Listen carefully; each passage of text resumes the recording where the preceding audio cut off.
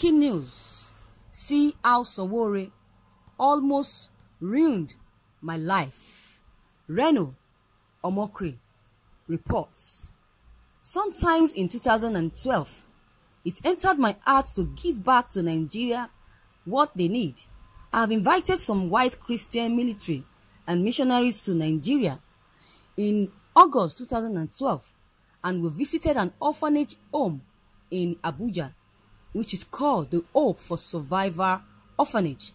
I was so shocked by the crap conditions under which the children lived in that I went out and cried my heart out.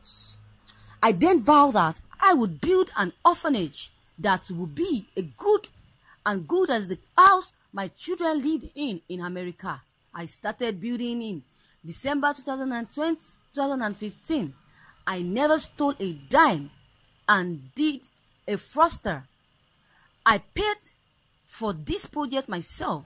I saved for a $1,000 contributions by my friend, Pastor Andy.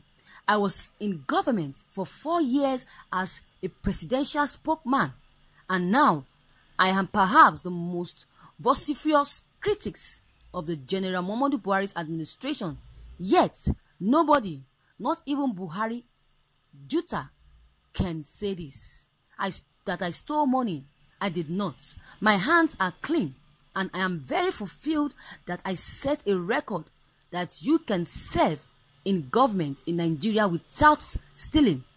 Work was slow, but I was determined. And then, on Valentine's Day 2015, a few weeks to the Nigerian 2015 elections, everything came to a most abrupt halt. Why? Because Sahara reporters wrote a story alleging that I was an armed robber who armed a house in Warri, Delta State, and I stole money for use in the coming 2015 election, which was to hold in 2 weeks then, which I did not do. I was against this. No one has ever accused me of stealing money in government before, let alone with arms. I had not been to Warri in years now. The last time I went, it was in 2012 when I had a meeting with Pastor Ayo about evangelism. I felt it had to be a mistake for this. So I wrote to Sanwo-Ore Omoyele telling him that he was mistaking me for someone else. I gave him the facts. I showed him logs from Aso Rock where I worked, proving that on the date and time he alleged I was robbing a house. I was in my office then. I gave the names of a woman who was once an editor who had met with me on the day in question. He ignored my mails. No response. The 2015 Nigerian presidential election was in 2 weeks, and the story made by my boss, President Jonathan, looked so bad, which was the intention of the story. Why would you write a story like that without even verifying whether it was true or not? Both Sanwo-Ore and his organizations had my contact details as well. Sanwo-Ore has phoned me before. He knew how to reach me. How can you write such a damaging story without first reaching out to the person you are writing about? It goes against the ethics of the responsibility of journalism, which says here, both sides, and when in doubt, leave out. I quickly engaged in lawyer and sued the man Sanwo-Ore reporters to court, mentioned in the story as accusing me of armed robbery. In court, the man Sanwo-Ore to an affidavit, sworn to an affidavit that he never made such allegations against me to Sanwo-Ore or Sahara reporters, and he does not even know how they arrived at their claims. I then sent the affidavits to Sanwo-Ore to sue him to court and Omoyele, and they ignored it. The traditional print media carried the story of the denial by the man cited by Sahara reporters. Yet, both Sanwo-Ore and his organization refused to either take the story down or apologize. Thank you, viewers, for listening to this news. This is so wrong of Sanwo-Ore and his organization. Suing someone to court without even making a proper investigation is so wrong.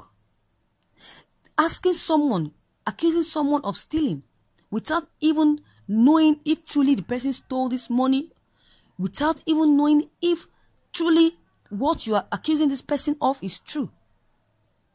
Saying it all over, announcing it on media, social media, that this man stole money to build his orphanage home, which is very, very wrong.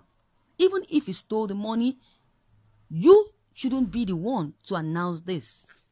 You kind of want to disgrace him in public, which is so wrong. According to what he said that he was almost financially ruined because of Sanwo-Ore reporting him that he's an armed robber. Yes, that he has difficulty paying his mortgage because of this cost of hiring a lawyer in America because of this case of armed robbery. He said he had to stop work on the orphanage project and focus entirely on the fighting to clear his name of robbery. He said his children were too ashamed to go to school because he lived in a small Christian community in California. So the people in their church had read the story as well of Sanwo-Ore, and he was the subject of malicious gossip that he eventually had to leave the church because of this. Because they were making mockery of him, because they knew about it, doesn't mean he should leave the church. If truly you did not do what was accused of or they accuse you of doing, then I see no reason why you should leave the church. People will definitely find out one day that you are innocent. That is it. So leaving the church is not the way forward. Instead of you to remain in the church and keep praying to God that God should reveal the truth, so that the people that are criticizing you, that have believed whatever they told them, will definitely apologize to you after it all. Then you become an innocent person. But leaving the church mean people will, the kind of thinking they will be having in their mind.